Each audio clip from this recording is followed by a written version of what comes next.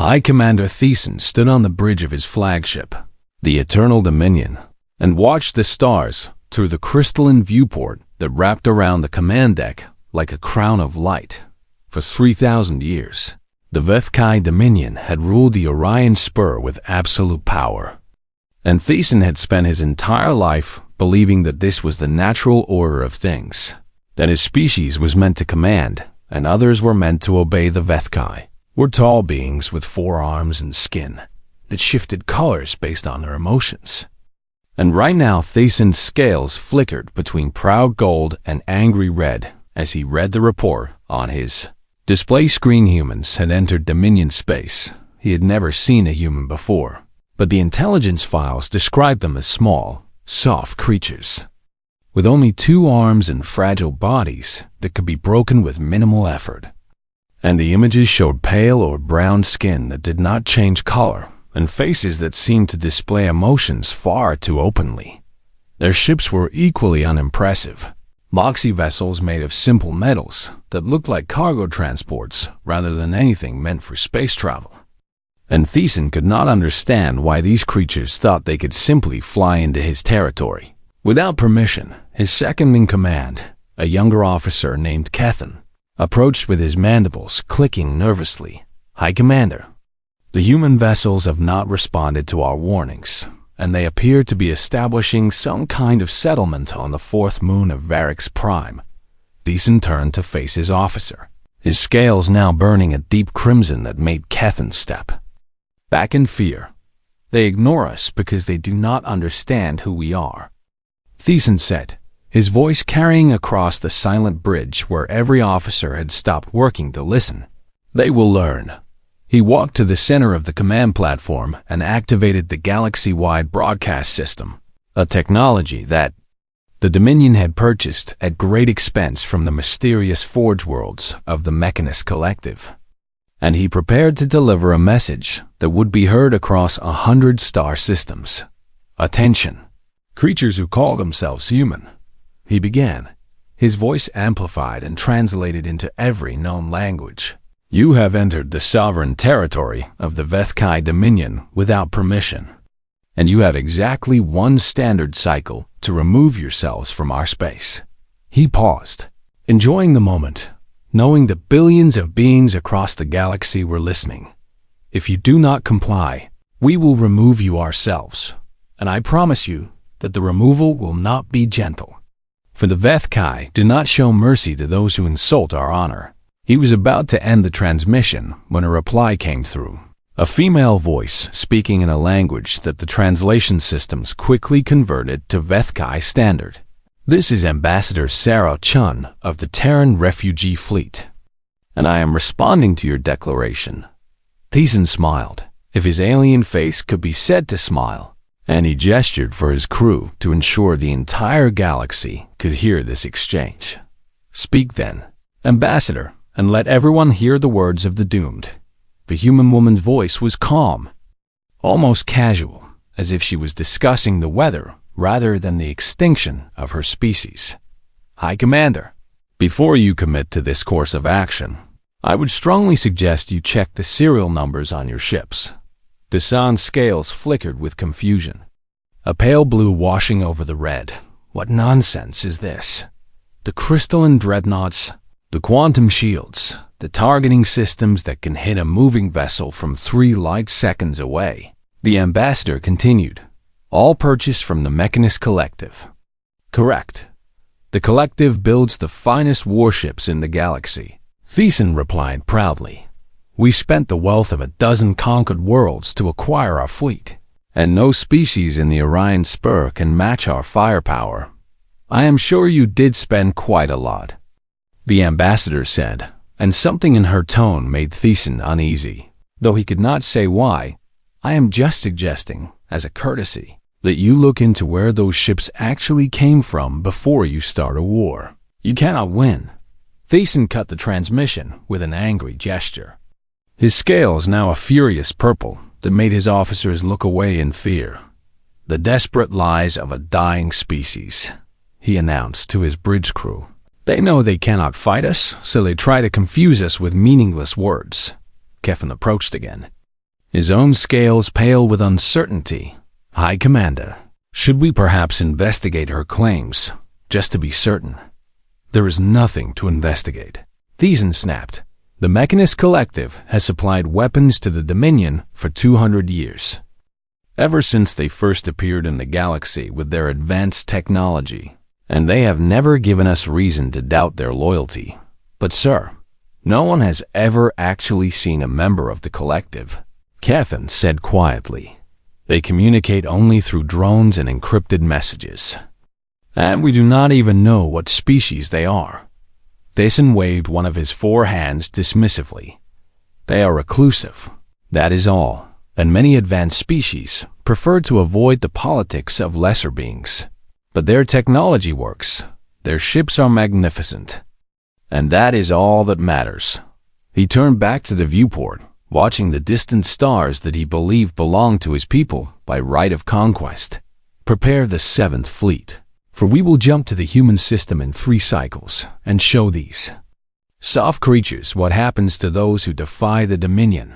Across the bridge, officers scrambled to obey, sending orders to the 40 crystalline dreadnoughts that formed the most powerful battle group in Vethkai history.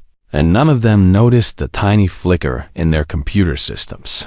A brief moment when something seemed to wake up deep within the quantum processors that controlled every function of their magnificent ships in her small office aboard the refugee vessel Hope's Promise. Ambassador Chun ended the transmission and leaned back in her chair with a sigh. They did not listen. She said to the man standing beside her, a gray-haired admiral in a simple uniform, "They never do." Admiral Morrison replied, "Every species we have encountered thinks the same way. That technology is just a tool. The weapons are just objects, and they never stop to wonder who built them or why." Chun looked at the display showing the Vethkai fleet, 40 ships that represented the military might of an empire that had conquered hundreds of worlds. How long until they figure it out? They will understand when they try to fire their weapons, Morrison said, and then they will understand that humanity has been playing a very long game.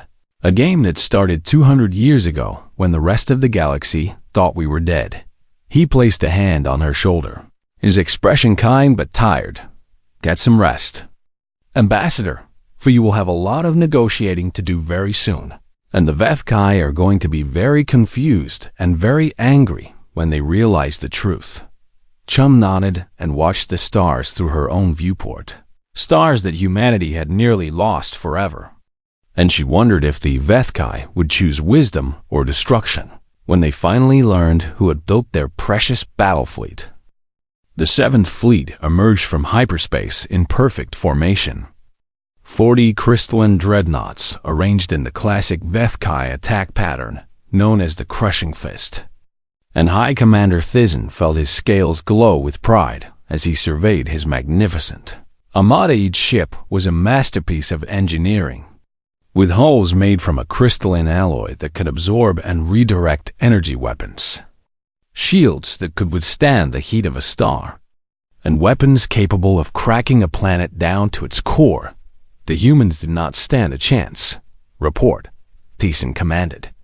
And his tactical officer quickly pulled up the sensor data on the main display. "We are detecting 12 human vessels in orbit around the 3rd planet," the officer reported, her mandibles clicking as she processed the information. "They appear to be a mix of transport ships and light escorts. Nothing that could threaten even one of our dreadnoughts." Thiessen nodded with satisfaction and examined the human homeworld through the viewport. A blue and green sphere that looked peaceful and vulnerable. "This is their origin world," he said to no one in particular. "Once we destroy it, the rest of their species will scatter and fade into nothing. And the Dominion will have eliminated another threat before it could grow." He turned to his weapons officer, a veteran named Kral, who had served in dozens of campaigns. "Target the largest human vessel first, and make sure the entire fleet is recording. For I want every species in the galaxy to see what happens to those who defy us." Kral's 4 hands moved across his console with practiced efficiency. entering the targeting commands that would unleash enough firepower to vaporize a small moon. Then he stopped, his scales turning a confused shade of gray. High Commander, there seems to be a malfunction. Explain. The targeting systems will not lock onto the human vessels, Krull said, his voice carrying a note of disbelief. Every time I try to acquire a target, the computer rejects the command and displays an error message I have never seen before. Thisan's scales flickered with annoyance as he walked to the weapons station and looked at the screen himself. The message was simple, written in both Vethkai script and the common galactic language. Target classified as protected asset, engagement not authorized. What is this nonsense? The Sin demanded. Run a diagnostic and fix it immediately. I have already run 3 diagnostics, Krull replied. The system reports no errors. It simply refuses to target the human ships. And according to the identification protocols, our computers recognize those vessels as friendly. That is impossible. But before Thisan could say anything more, reports began flooding in from every ship in the fleet. 40 separate commanders all reporting the same problem. Weapons that would not fire, shields that would not raise, and navigation systems that had begun executing commands that no one had given. Eternal Dominion shuddered as its engines activated without orders. And Thisan grabbed a support rail as the massive dreadnought began to change course. What is happening to my ship? He roared. But no one could answer him because every officer on the bridge was staring at their console in shock as their systems locked them out one by one. Then the main display flickered, and a message appeared in letters so large that no one could miss them. 4G Collective Systems Remote Access Enabled Authorization. Terran Naval Siomamand. For a long moment, no one on the bridge spoke or moved, and the only sound was the hum of the ship's systems operating under someone else's contra. Keithan was the first to break the silence, his voice barely above a whisper. High Commander, if the Terran Naval Command can access Forge Collective Systems, then that means... It means nothing, Thisan snapped. But even as he spoke the words, he could feel the terrible truth settling into his mind like ice forming in his blood. The Mechanist Collective had appeared exactly 200 years ago. At the same time, the galaxy believed humanity had died out in what historians called the Quiet, when all signals from Earth simply stopped, and the young species was assumed to have destroyed itself in some internal war. No one had ever questioned where the collective came from or why their technology was so advanced, because no one really cared as long as the weapons worked and the ships performed as promised. But the weapons were not working now, and the ships were moving on their own. And High Commander Thisan was beginning to understand that he had made a terrible mistake. Get me a communication channel, he ordered, trying to keep his voice steady. Contact the human vessels immediately. Sir, I cannot, the communications officer replied. All external channels are locked, except for one frequency that appears to have been open for us. Then use that one. The screen flickered again, and the face of a human woman appeared. The same face Thisan had seen during the initial transmission. Ambassador Sarah Chun, but this time she was not alone. And standing beside her was an older human in a military uniform with gray hair and eyes that held no warmth. High Commander Thisan, the man said. My name is Admiral James Morrison of the Terran Defense Force, and I believe we need to have a conversation about your declaration of war. Thisan tried to speak, but his mandibles would not move properly, and he had to take a moment to compose himself before responding. You have done something to my ships. We have activated a feature that has been built into every Forge Collective vessel since the first ones were sold 200 years ago. The Admiral replied calmly. Call it a safety measure, or perhaps an insurance policy. This is an act of war. No. High Commander, your broadcast 3 cycles ago was an act of war. And this is simply our response." The Admiral gestured to someone off-screen. And suddenly, the entire bridge of the Eternal Dominion went dark, except for emergency lighting. "Your fleet is currently operating on what we call demonstration mode," Morrison continued. "Life support, gravity, communication, all functioning normally, but weapons, shields, propulsion, and offensive systems are all disabled and will remain so until we decide otherwise." Thiessen felt his scales turn a pale, sickly color that he had never displayed before, the color of fear. "You cannot do this. The Dominion has ruled this sector for 3,000 years, and we will not be humiliated by a species we have never even heard of. And yet here we are," the Admiral said. "Your 40 dreadnoughts are currently the most expensive paperweights in the galaxy, and there is nothing you can do about it except listen to what we have to say." The ambassador stepped forward, her expression softer than the Admiral's, but equally determined. "High Commander, humanity does not want war with the Dominion, and we never did. But your people gave us no choice when you threatened to destroy our refugee fleet." "Refugees from what?" "From our own homeworld," Chum said, and for a moment her composure cracked, showing something that looked like old grief. 200 years ago, our sun experienced a catastrophic solar event that we could not predict and could not prevent. And we lost Earth, we lost billions of our people, and we nearly lost everything. She paused, collecting herself. And when she spoke again, her voice was steady.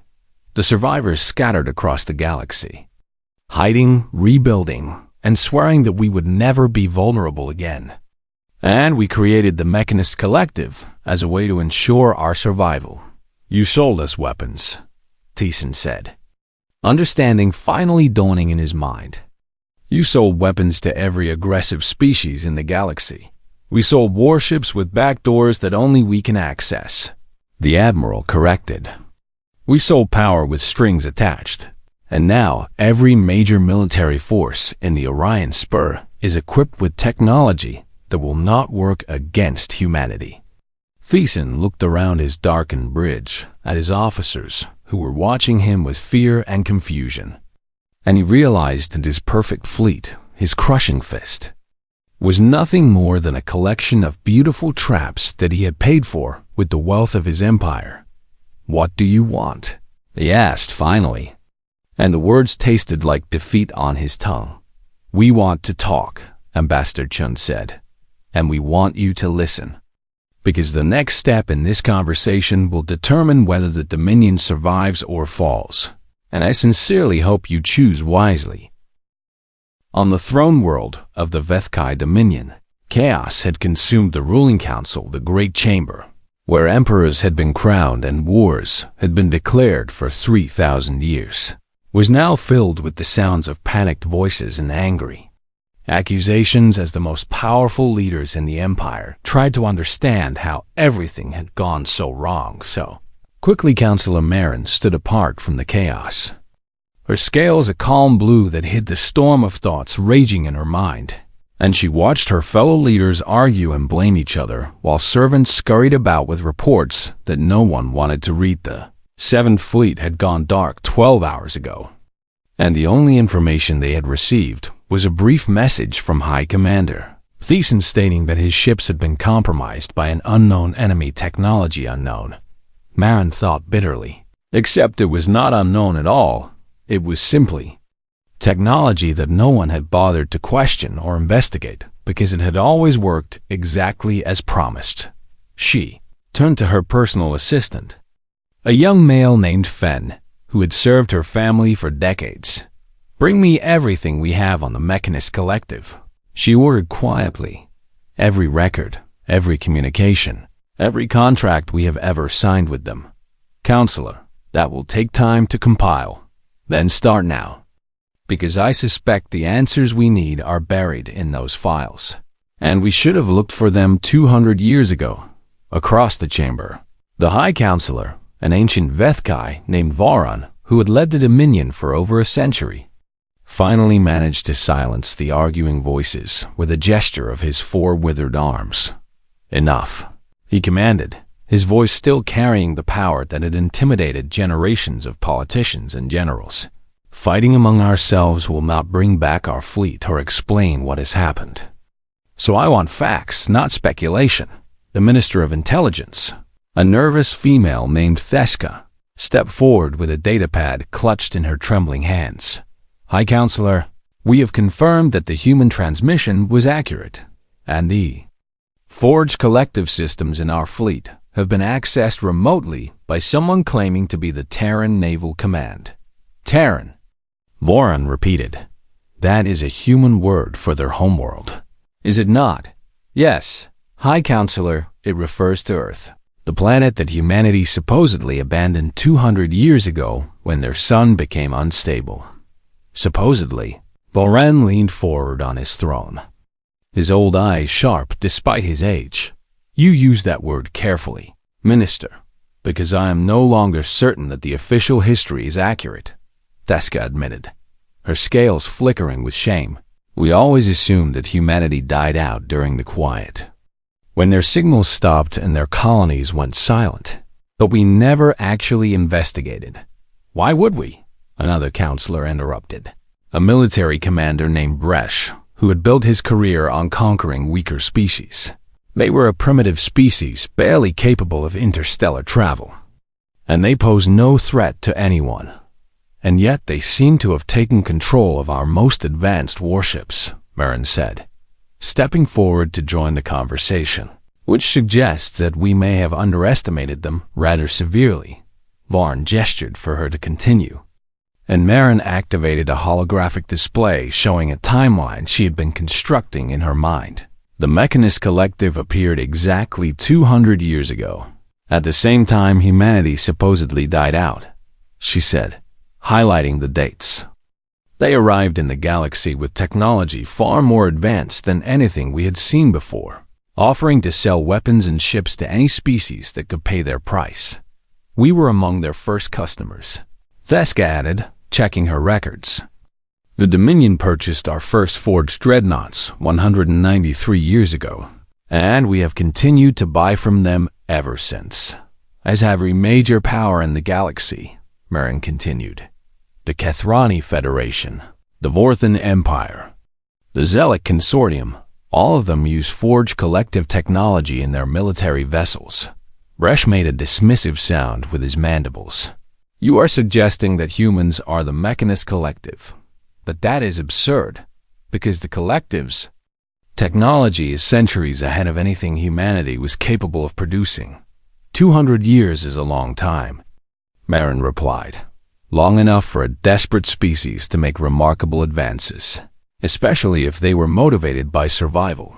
The chamber fell silent as the implications of her words sank in, and even the most arrogant counselors began to understand what they were facing. Voron spoke first, his voice heavy with an emotion that might have been fear or might have been grudging respect. "If this is true, then humanity has spent 2 centuries selling weapons to every aggressive species in the galaxy. Weapons that they can disable at will, not just disable," Theska said, reading from a new report that had just arrived on her datapad. "According to the technical analysis our engineers have managed to complete, the backdoors in the forge systems allow for complete control of every function, including life support and reactor containment. They could destroy any fleet that uses their technology," Bresh said, his scales now pale with understanding. "They could cripple any civilization that depends on forge equipment, which is most of the galaxy." Marin confirmed. "The Collective has been very successful at making themselves indispensable. And now we understand why." Voron rose from his throne, a gesture that made every counselor in the chamber stand straighter despite themselves. "Summon our communications experts and establish contact with High Commander Thiessen," he ordered. "I want to speak with these humans directly. I want to understand exactly what they want from us." "High Counselor," Bresh protested, "we cannot negotiate with a species that has committed such an act of treachery against us. What would you suggest instead?" "Commander," Varn asked coldly. Should we send another fleet to be captured? Or perhaps we should threaten them again and see how much more of our civilization they are willing to shut down. Bresh had no answer, and Varn turned to address the entire council. For 3,000 years, we have believed that strength was the only thing that mattered, that the species with the biggest weapons and the most ships would always rule. And today we have learned that we were wrong. He paused, letting his words sink in. Humans did not build the biggest fleet. They built everyone else's fleet, and in doing so, they ensured that no one could ever threaten them again without threatening themselves. Maren watched her leader speak and felt something she had not experienced in decades of political service. Genuine admiration for an enemy. The humans had played a game so long and so patient that no one had even realized they were playing until it was too late. And now every species that had ever purchased a forged collective ship was discovering that their military power existed only at humanity's pleasure. There is something else. High Counselor, Theska said reluctantly, something that I believe you need to understand before you speak with the humans. Speak. The solar event that destroyed Earth 200 years ago. Theska began. It was real, and our records indicate that humanity lost approximately 90% of their population in the disaster and the chaos that followed. The chamber went very quiet. They were dying. Theska continued. Their species was on the edge of extinction, scattered across the galaxy in refugee ships with no home and no hope. And instead of giving up, they created the Mechanist Collective. They turned their weakness into strength. Varn said quietly, they could not fight the galaxy, so they made the galaxy dependent on them. Yes, High Counselor, and they did it while we were not paying attention, while we assumed they were dead and gone and not worth remembering. Varn was silent for a long moment, and when he spoke again, his voice carried a note of something almost like wonder. Perhaps we have finally met a species worthy of our respect, and perhaps it is time for the Dominion to learn a new way of dealing with those who are different. From us, he turned to his communications officer. Open the channel, and let us hear what humanity has to say. Admiral James Morrison had spent 50 years preparing for this moment, and now that it had finally arrived, he found himself feeling something.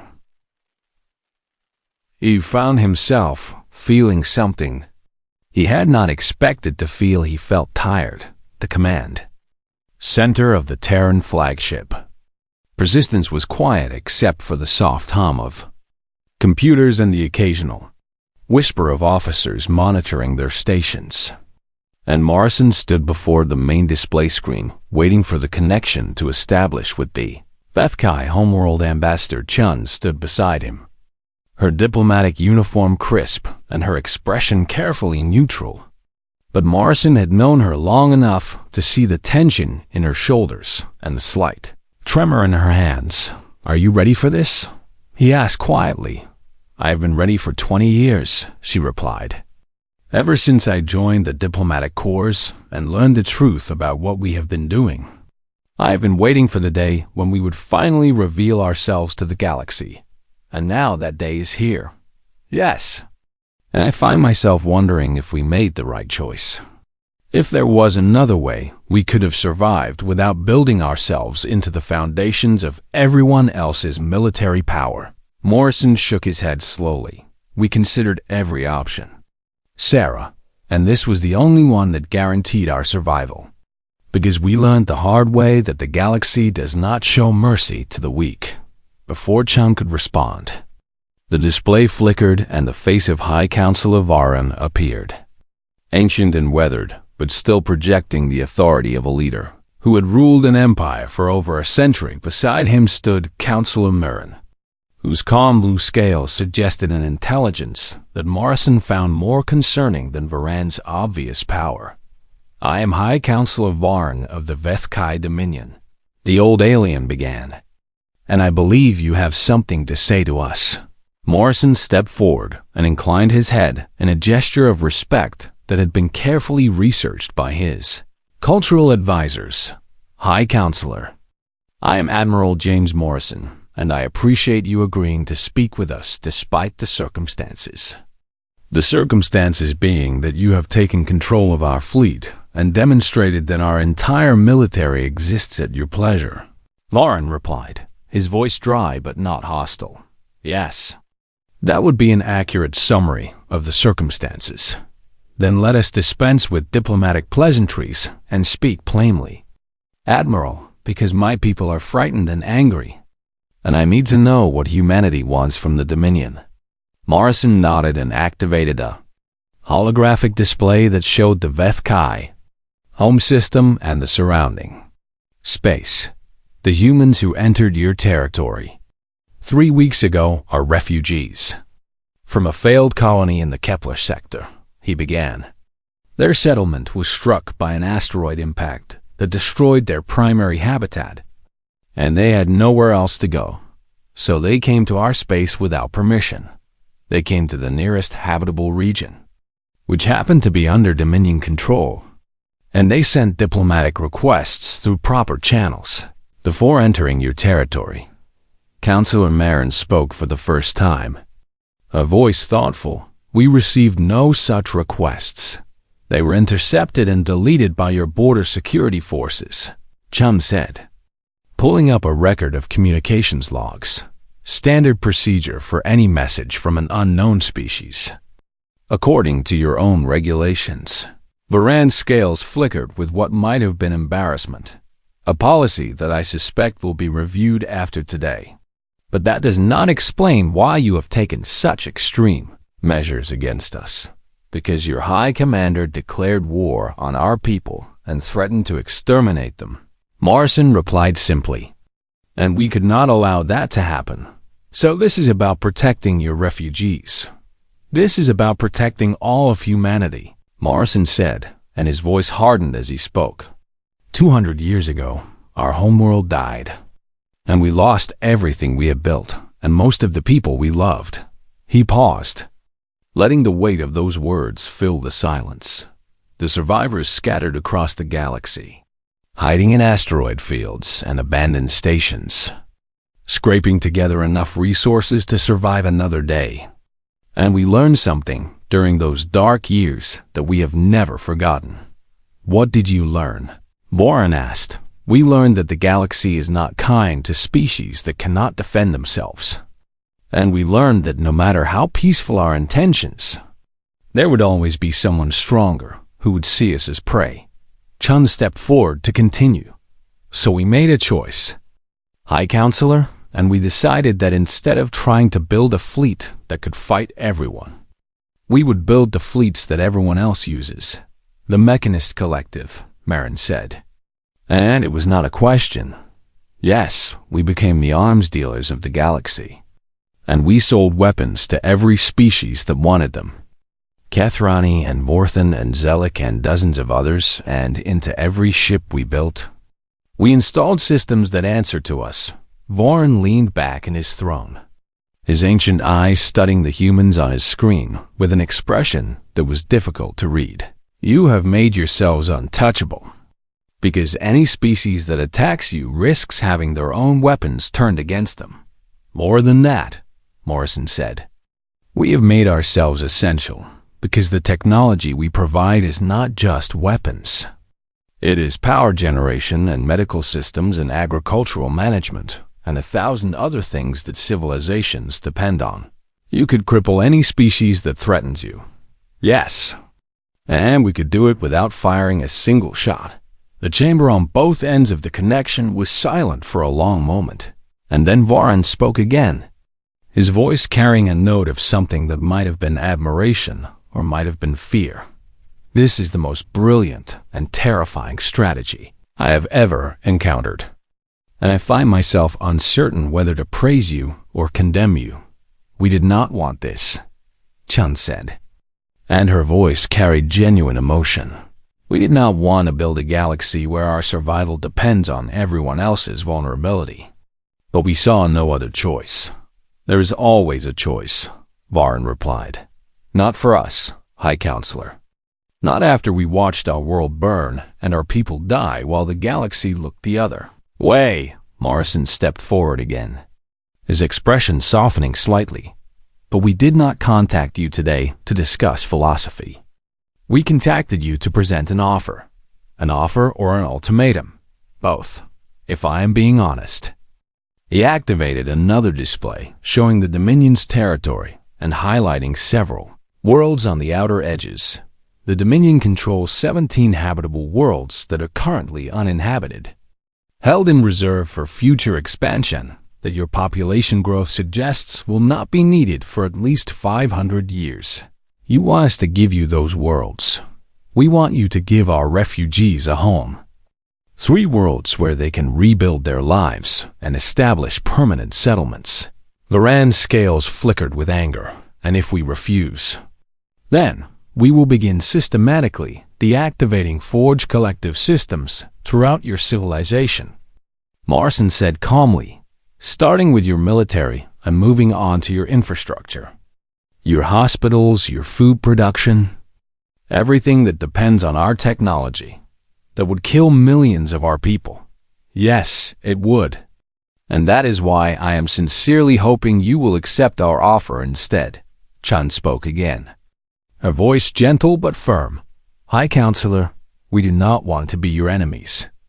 And we have no interest in ruling the galaxy or conquering your empire. We simply want a place where our people can live in peace. And you are willing to kill millions to achieve that peace. We are willing to do whatever is necessary to ensure that humanity survives. Morrison replied, because we have already lost one homeworld, and we will not lose another. Vorin was silent for a long time, and Morrison could see the old leader weighing his options, calculating the costs and benefits of resistance versus compliance. Finally, he spoke. You give me no real choice, Admiral, because even if I wanted to fight you, I cannot. And that is perhaps the most frustrating part of this entire situation. I understand your frustration.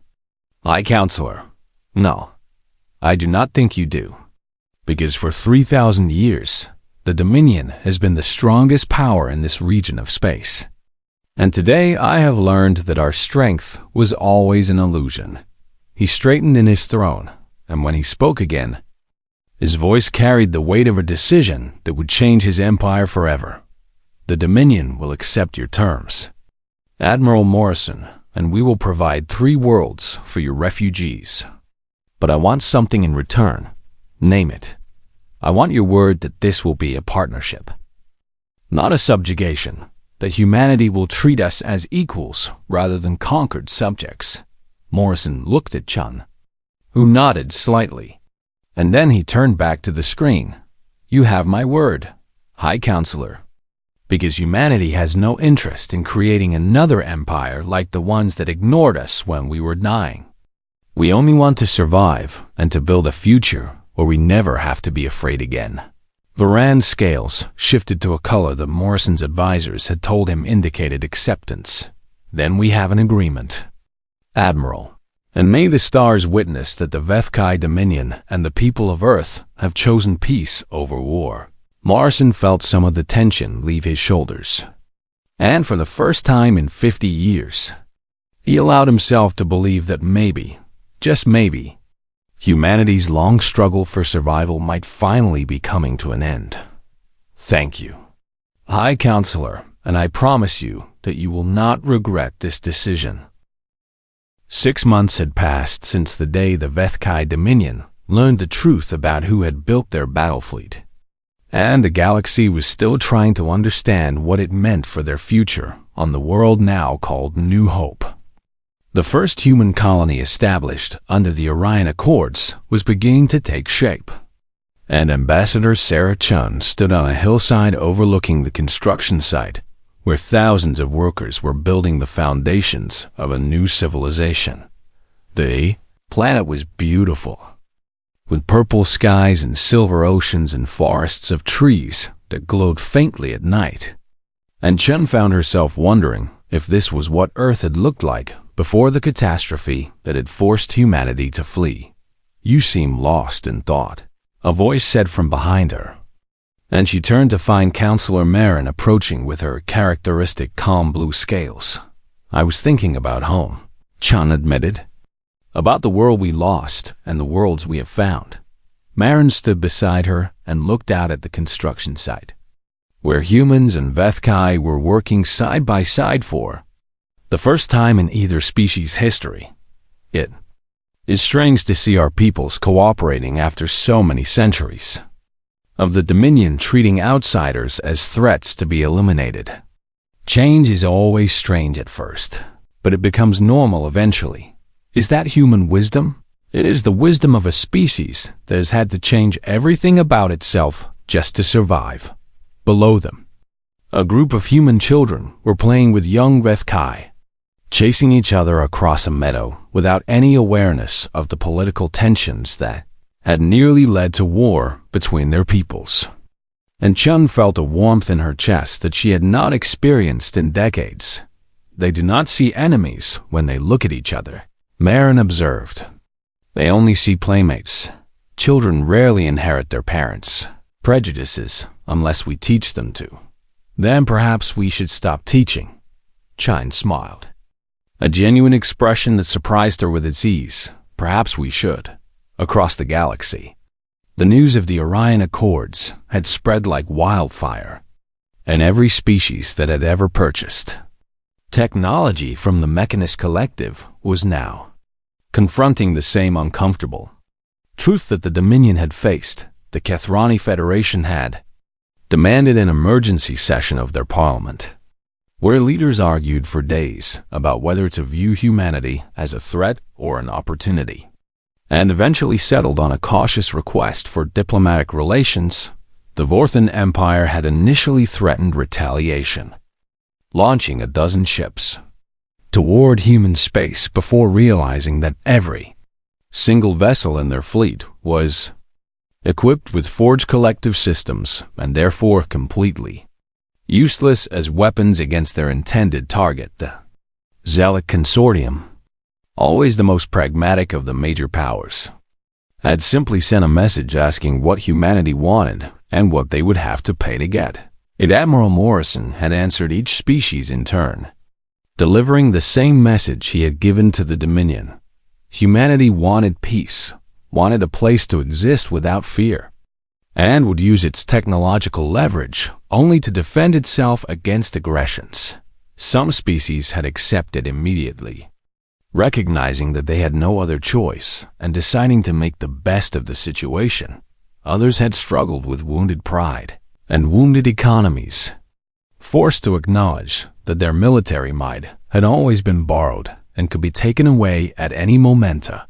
Few had tried to develop their own technology, independent of the Forge Collective, only to discover that 200 years of dependence had left them without the knowledge or infrastructure to build anything comparable in the end.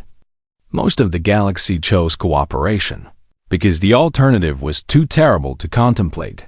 The treaty conference took place on neutral ground, a space station that had been constructed specifically for the purpose of bringing together representatives from every major power in the known galaxy. Admiral Morrison stood at the center of the Great Hall, surrounded by delegates from dozens of species, and he felt the weight of history pressing down on his shoulders.